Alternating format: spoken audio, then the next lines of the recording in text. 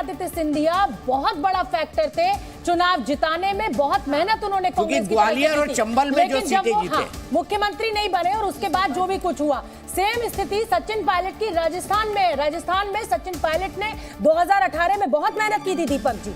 तो दो जो युवा कांग्रेस के रूठे, उसका खामियाजा मुझे लगता है कि कांग्रेस को इस समय आंकड़ों में दिख रहा है। 2018 से और 2023 तक मध्य प्रदेश की जो सरकार रही है वो पूरी ज्योतिरादित्य सिंधिया फैक्टर के ऊपर काम किया है उसने।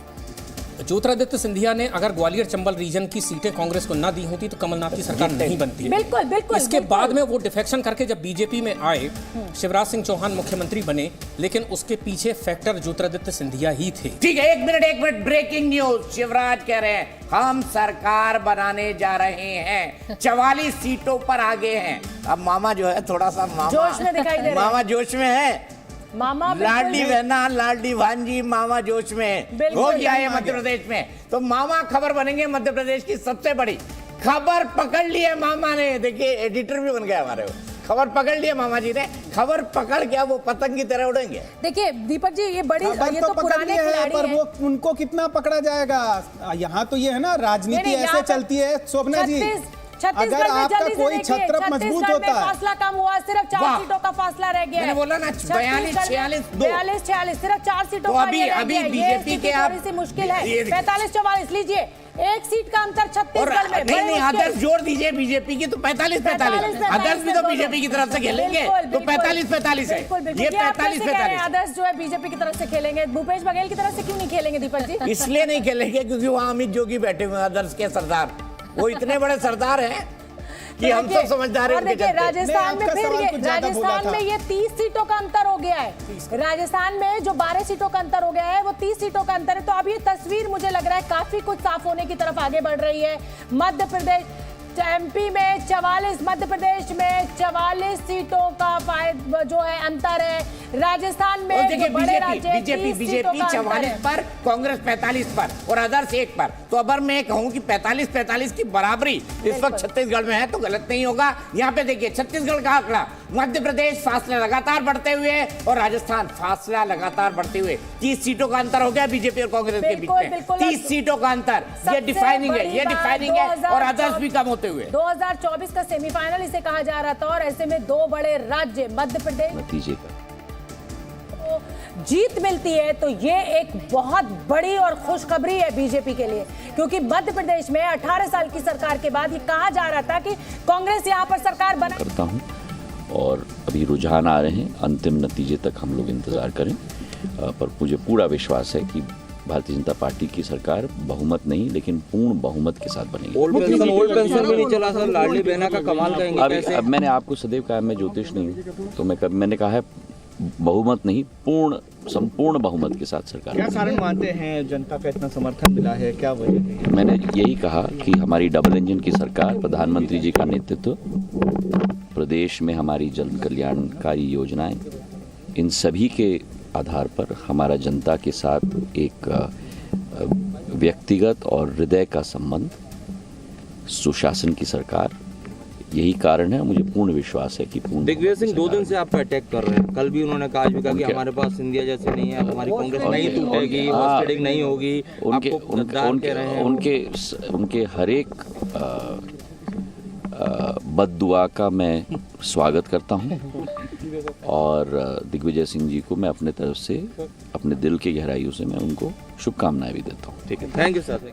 तो देखिए ज्योतिरादित्य सिंधिया बेहद संयमित भाषा में और बहुत ही मैच्योर लीडर की तरह इस समय उन्होंने आज मैंने इसीलिए कहा कि महल का कोई ऐसा लड़का। लेकिन बड़ी बात क्या है? बड़ी बात यह है कि मध्य प्रदेश में तो शिवराज सिंह ने खबर पकड़ ली है और तान के निकल गए पतंग की भैया मैं ही हूँ, मैं भी हूँ और मैं ही हूँ। लेकिन राजस्थान में ये ट्वीट कौन करेगा? दिया कुमारी करेंगी, वसुंधरा राजे करेंगे, बाबा बालकनाथ करेंगे। जो बाबा बालकनाथ ने कमाल किया है, हाल में एक सर्वे में बाबा बालकनाथ की लोकप्रियता वसुंधरा से भी ज्यादा थी। इसको बोलते हैं योगी का इफेक्ट, योगी इफेक्ट। छत्तीसगढ़ में बीजेपी आगे निकल गई है 1 सीट से, 44 पर कांग्रेस, बीजेपी 45 पर। ये अब ये स्कोर फिर से 3-1 हुआ। बीजेपी के हाथ में 3 राज्य जाते हुए दिखाई दे रहे हैं। एक राज्य जो है वो कांग्रेस तेलंगाना, शुरुआत से कांग्रेस से बढ़त बनाई हुई है तेलंगाना में, छत्तीसगढ़ में लेकिन काटेगी टक्कर। भाई कांग्रेस जो है वो 44 पर आ गई है। छत्तीसगढ़ में 1 सीट पीछे होना कांग्रेस का, मुझे लगता है कि कांग्रेस के लिए अब जो है वो थोड़ी मुश्किलें खड़ी हो रही है। एग्जिट पोल के दिन एक बात बोली थी,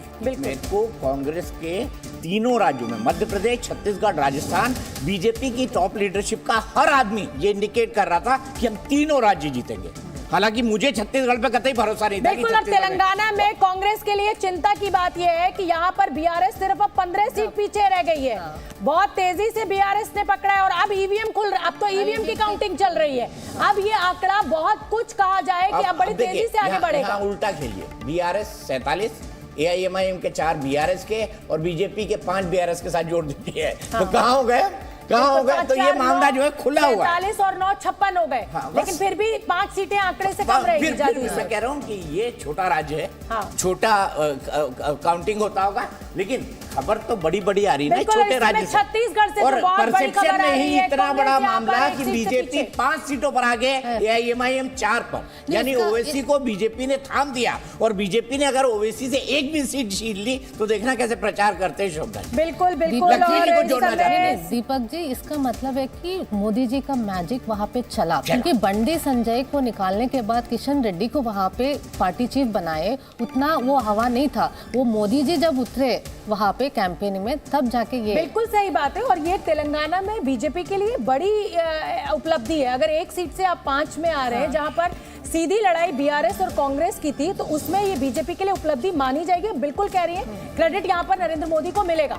तो कल आप मेरे को एक बहुत तस्वीर भेज रही थी ना, मोदी जी तो कहीं भी चल जाते हैं, दुबई में भी चल गए, उनका फोटो वायरल हो रहा है जॉर्जिया मेलोडी के साथ। देखिए दुबई में भी चल गए वो, और वो मेलोडी लिख रही है, वो हैशटैग मेलोडी लिख रहे थे कि मोदी जी है। योगी आदित्यनाथ की भी खूब डिमांड थी और उन्होंने भी आखिरी समय में खूब प्रचार किया, जबरदस्त प्रचार, जबरदस्त, और खास तौर पे उन सीटों पर जहां पर एआईएमआईएम कांटेस्ट कर रही है। हैदराबाद में उनका रेट शो हुआ। अच्छी खबर नहीं है, कांग्रेस और बीजेपी का अंतर जो है वो बहुत बड़ा है, मध्य प्रदेश में भी और राजस्थान में भी। आदर्श का खाता हालांकि कम हो रहा है, लेकिन संपूर्ण बहुमत की ओर बीजेपी राजस्थान में बढ़ती हुई दिखाई दे रही है। और इस समय तो अगर मैं बात करूं तो मध्य प्रदेश में भी पूर्ण बहुमत के आंकड़े से लगभग 15 से 17 सीटें आगे है बीजेपी, और कांग्रेस की सीटें जो है वो कम हो रही हैं। और ये चिंता इसलिए है कांग्रेस के लिए क्योंकि छत्तीसगढ़ में भी ये मुकाबला जो है वो 45-44 पर आकर अटक गया है। 9:40 हो चुका है, 1 घंटे 40 मिनट की काउंटिंग पूरी हो चुकी है। अब मैं क्या बोलूं इसके आगे? नहीं, आप जो चाहें वो बोल सकते हैं। आपका प्रदेश जो है वो चमत्कार कर रहा है। एमपी गजब है, सबसे गजब है। देखिए बीजेपी 132 पे पहुंच गई है, कांग्रेस 88 पर, अदर्स 5 पर, और छत्तीसगढ़ तो मध्य प्रदेश एक ही होता था। मैं यहाँ पैदा हुआ हूँ छत्तीसगढ़। बिल्कुल, गहलोत आगे चल रहे हैं, सरदारपुरा से अशोक गहलोत, कोई मतलब ये नाथद्वारा से कांग्रेस के सीपी जोशी पीछे चल रहे हैं, ये बड़ी खबर है। ये वो कड़ी टक्कर मिल रही है। झालरा पाटन से वसुंधरा राजे आगे चल रही है, टोंक से सचिन पायलट पीछे चल रहे हैं। ये एक बहुत बड़ी खबर है, क्योंकि जिस तरीके से सचिन पायलट के साथ, सचिन पायलट तो बीजेपी से ही लड़ रहे थे, गहलोत से भी लड़ रहे थे। आप देखिए ना, 2 जगह चुनाव लड़ेंगे तो क्या दिक्कत होगी। सचिन के साथ ये प्रॉब्लम समझी जा सकती है। मतलब सचिन पायलट के साथ जो भीड़ थी उसको देख के लग नहीं रहा है कि इस तरीके से। अच्छा, कोटा उत्तर से शांति धारीवाल पीछे, इसका मतलब ये डिफाइनिंग चुनाव है भाई। शांति धारीवाल का पीछे, जो कि भाई जाने माने कांग्रेस के प्रवक्ता है, जिन्होंने संबित पात्रा को 5 ट्रिलियन के जीरो में फंसा दिया था, वो उदयपुर से पीछे चल रहे हैं। शोभना, भीड़ कभी भी जीत का भरोसा नहीं देती है। नहीं, ये तो आंकड़े बिल्कुल लास्ट टाइम में बदलते हैं। बिल्कुल, राजस्थान लेकिन एक और बात, तो ये बात राहुल गांधी जी को भी बता देनी चाहिए कि भीड़ कभी ये बात आप ज्यादा अच्छी तरीके से बता सकते हैं। बीजेपी आगे, कांग्रेस 44, अदर्स 1 पर, तो अभी भी बराबरी चल रही है बीजेपी और ना बीजेपी आगे हो गई। फिर अगर 45 और 1 जोड़ दिया जाए तो 46 बीजेपी के हो जाएंगे, 44 कांग्रेस। बिल्कुल, इस समय तो स्थिति कांग्रेस के लिए मुश्किल हो गई है और ये स्कोर जो है वो अब 3-1 पर आ गया है। अन्य की सीट पर एक जो आगे चल रहा है वो बता रहे हैं सर कि अजीत जोगी की पार्टी है, तो वो तो जाहिर सी बात है कि बीजेपी के साथ जाएगी। तो इस समय तो बीजेपी जादुई आंकड़ा छत्तीसगढ़ में छूती हुई दिखाई दे रही है। ये मरवाही होगी जहाँ से। और मुझे तो जो मध्य प्रदेश में पिछले 2018 का चुनाव है, रात के 10 बजे तक सेटल नहीं हो पाया था स्कोर, वो बड़ी चिंता थी।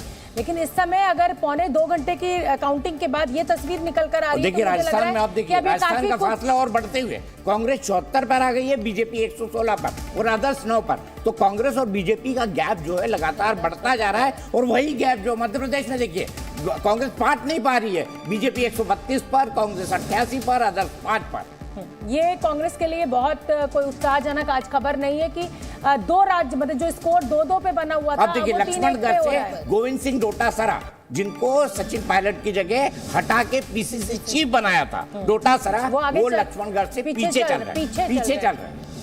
तो राजस्थान में कांग्रेस को बड़ा झटके। झटका है। जोर का झटका धीरे से लगे। मध्य प्रदेश में जिस तरीके से टिकटों का बंटवारा हुआ कांग्रेस की तरफ से, वो भी इनके लिए काफी एक निराशाजनक है और उसका परिणाम हम देख सकते हैं। लेकिन बीजेपी को भी आत्म मंथन की जरूरत है कि मोदी जी के नाम पे, प्रधानमंत्री जी के नाम पे ये सारे चुनाव लड़े गए हैं। बाकी के लीडरशिप जो है उनके पीछे है। तो मतलब कुल मिलाकर नहीं, ब्रांड मोदी वो जो ठीक है है, वही वो एक ठीक है, तुक्का इक्का वो है। ठीक है। बीजेपी के पास स्थानीय लीडरशिप अभी नहीं, भी राज्यों हाँ, में उतनी वो मजबूत ठीक नहीं है, है। लेकिन बात कहना हाँ, चाहता हूँ। एक मध्य मिनट में सब कर दूं।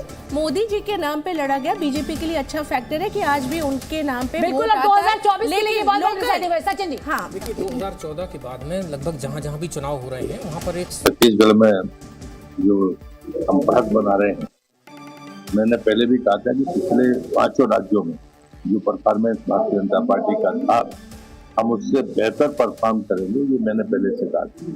और आज मैं समझता हूँ 5 राज्यों में जो रुझान आ रहे हैं तो मेरी बात को पुष्ट करें। इस तरह से मध्य प्रदेश में रुझान दिखा रहे हैं, एग्जिट पोल में भी दिखा रहे हैं कि हिसाब से जा रहे हैं। तो प्रमुख कारण क्या है? ये लीजिए छत्तीसगढ़ में 46-42, छत्तीसगढ़ में भी बीजेपी आगे, 4 सीटों का ये अंतर हुआ। आदर्श 2 यानी बीजेपी कुल मिलाकर 48 हो जाएगी, कांग्रेस 42। जादुई आंकड़ा छत्तीसगढ़ में बीजेपी अभी ये जो स्कोर है ये 3-1 है। कांग्रेस के हाथ में सिर्फ 1 स्टेट और 3 स्टेट जो है वो बीजेपी के हाथ में जा रही है।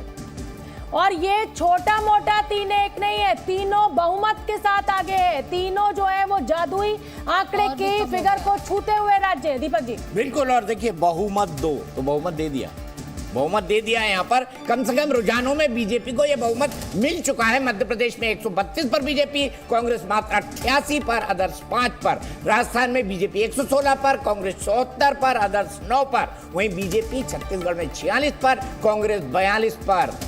तो कुल मिलाकर मुझे वो नारा लगता है लगाया कि था ना, राजस्थान में लाल डायरी और छत्तीसगढ़ में महादेव ऐप जो है उसने कांग्रेस को काफी नुकसान पहुंचाया है। रवि त्रिपाठी को मैं बोलता हूँ कि लड्डू जो बने हैं कांग्रेस हेडक्वार्टर में वो यहीं भेजते हैं, थोड़ा सा हम ही खा के खुश हो लेंगे। हम तो स्टूडियो में खा लेंगे, बिल्कुल सही बात है। सुबह से बैठे हुए हैं तो 132 और 88 ये जो होता फासला ना है 30 मध्य प्रदेश में कम कक्का खुलेआम सट्टा, वो तो नारा लगाया था ना महादेव पर। नरेंद्र सिंह तोमर के लिए मुश्किल है।